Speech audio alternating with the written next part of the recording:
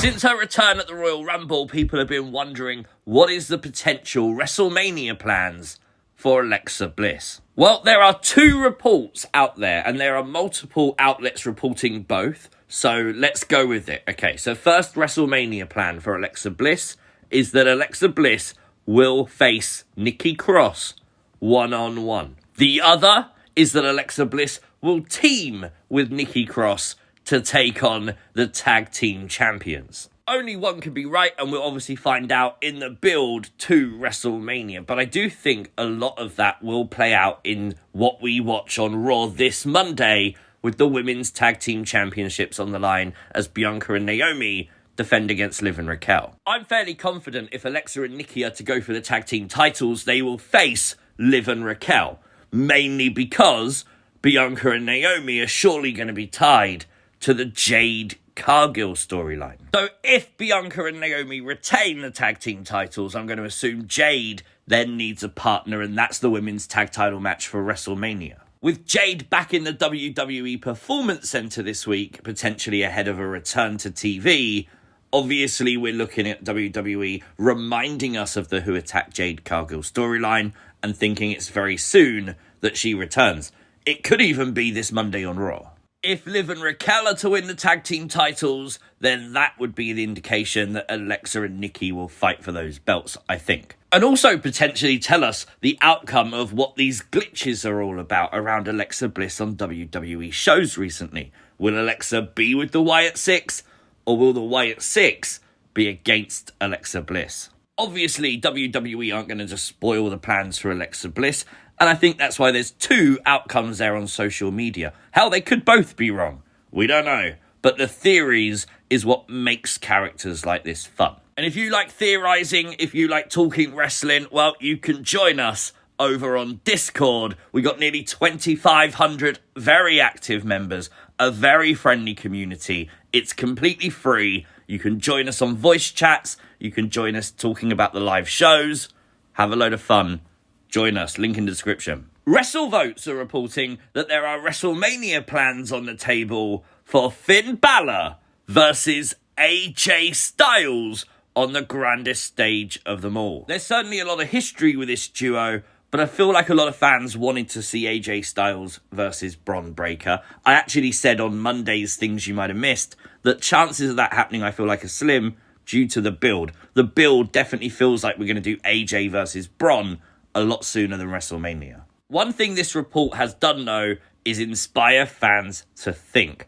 And obviously with AJ versus Finn rumoured, with Finn saying no new members of Judgment Day, could it be AJ Styles that replaces Finn Balor as the leader of Judgment Day? That feels very random, but there was a time that Finn Balor replacing Edge felt very random. They still did it. The leading theory is that Malachi Black could be the new leader of Judgment Day, but that's no more than fan theory. I did like, though, that fans found online that the final person to help Aleister Black in WWE against Seth and Buddy Murphy was Dominic Mysterio. And with news out there that WWE is reportedly creatively working on plans for Malachi Black and Miro to join WWE, it looks like it's going to happen, hopefully very soon. Michael Cole was on Impulsive Podcast with Logan Paul. And I've honestly got to say, I really enjoyed listening to this.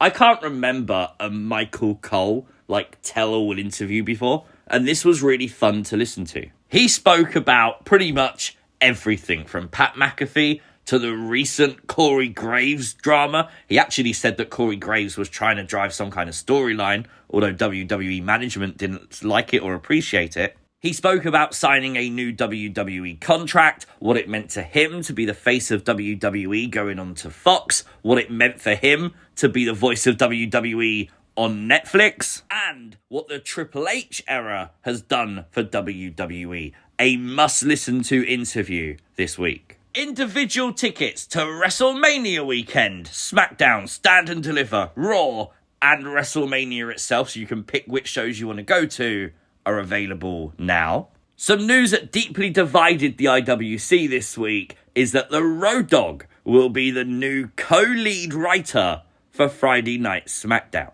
Instantly, fans would remember the time that Road Dogg was in this position before and say and quote how bad the product actually was. But it would be AJ Styles who would come to Road Dogg's rescue by saying, before judging this guy from his past performance as the head writer, just know that there was a man who picked it apart to the point that it was no longer his ideas anymore. Very obviously talking about Vince McMahon, we all know it went on. Vince McMahon would come in minutes before the show would actually start, live on TV, ripping up the scripts and then starting afresh as the shows would start. So let's judge Road Dogg now freshly on what he does now. Talking at Monopoly events for the love of wrestling, JDC, the former Fandango, who appeared recently on NXT, the TNA star, is said to be saying that Shawn Michaels has said he has 2 matches left in him.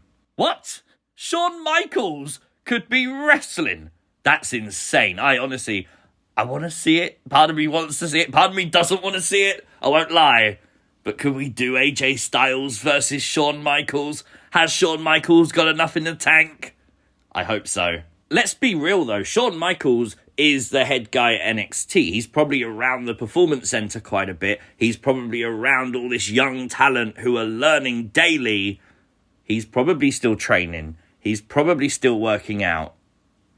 I mean, I don't think it's too much of a bad idea. If he's got the buzz and he can go, why not? Speaking of NXT, last night the new ring name for Ricky Starks was revealed. His new name will be Ricky Saints. Some love it, some hate it. Ricky himself spoke to Bully Ray on Busted Open Radio and actually said this is the closest we're going to get to Ricky Starks in WWE, and that Saints is obviously a throwback to New Orleans Saints, where Ricky Starks is from, and their NFL team, so kind of makes sense for him. He said it meant a lot to him to take a piece of his home with him on the road. The other big news, next week, the Hardy Boyz! Oh my God, I can't believe it's actually happening. No quarter catch crew, you got no quarter chance in hell, as the Hardy Boyz are returning to WWE. Matt and Jeff accepting the challenge. The TNA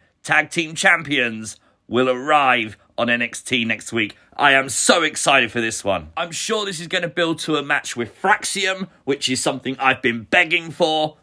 Win, win, win. I'm happy. With the full roster being revealed of WWE 2K25, that's up there online if you need to see it. We've seen a lot this week, including the new indestructible announce tables in the game, Brother Love, that's really cool, Rosie and Jamal, 3-minute warning. I'm honestly super happy to see them in the game. But take a look at Tatum Paxley making her WWE video game debut. They have absolutely nailed Tatum Paxley and everything that makes Tatum unique. Love to see it. We've seen Lyra Valkyria, which will definitely make Tatum Paxley very happy. We've seen Hunter Hearst Helmsley, looks incredible. Rikishi, the High Chief, Peter Maivia, Umaga with Armando Estrada, and even the Islanders. Lots of fun coming in 2K25. Now, Monday before Raw, Alba Fyre would wrestle in singles action. Now, obviously, we know Isla Dawn was recently released by WWE. It seems like WWE are trying out a new singles push for Alba Fyre, so that could be very exciting. Don't forget, Kaylee Ray was genuinely such a good women's pro wrestler that I'm very excited to see what she can do solo. And let's end this video with some new WWE championships. Triple H yesterday revealing the new WWE ID championships. These are championships that will be awarded to people on an ID contract. They're not currently part of WWE, apart from their wrestling on the indies